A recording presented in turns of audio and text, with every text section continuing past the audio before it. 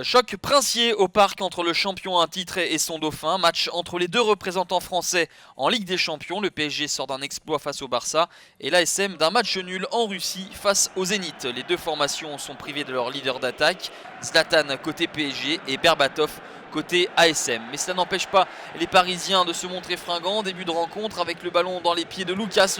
Le retrait pour Marco Verratti, qui aurait peut-être pu marquer son deuxième but avec le PSG en une semaine. Mais cela passe au-dessus du but de Daniel Subasic. La réaction des Monégasques avec cette frappe pied gauche de Lucas Ocampos, titularisé donc en pointe de l'attaque monégasque en l'absence du Bulgare Berbatov. Les Parisiens ont la possession du ballon et essayent de pousser, mais c'est trop timide et surtout il y a une défense monégasque qui est bien en place.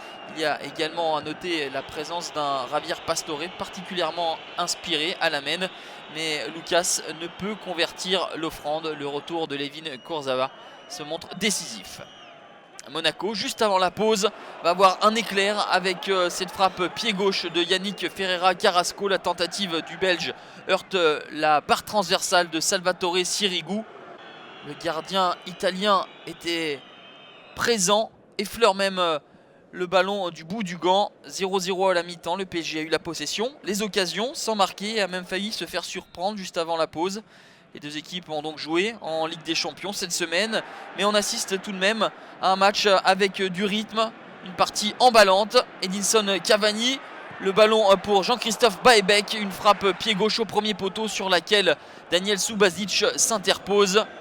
Mais Monaco a de la ressource, le centre, le ballon qui traîne pour Levin Kurzawa et sauvetage incroyable sur la ligne de Grégory Vanderville qui supplée son gardien Salvatore Sirigu. On avait eu le sauvetage décisif de Marquinhos cette semaine face au Barça. Et bien là il faudra se souvenir de ce ballon ô combien important de Grégory Vanderville, d'autant que les Parisiens vont ensuite ouvrir la marque à la 70e minute grâce à Lucas, le troisième but du Brésilien, bien servi par Jean-Christophe Baebek. Incroyable erreur de marquage du Brésilien Fabinho qui laisse son compatriote Lucas ajuster Daniel Subasic.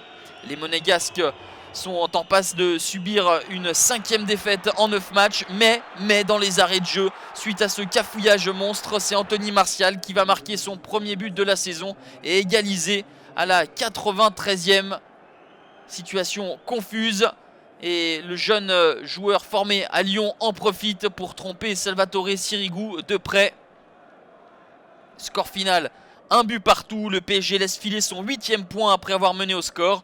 Malgré ce 6e match nul, les Parisiens grimpent sur le podium à la 3e place. Monaco est 13e avec 11 points, soit 10 de moins que la saison passée à pareille époque.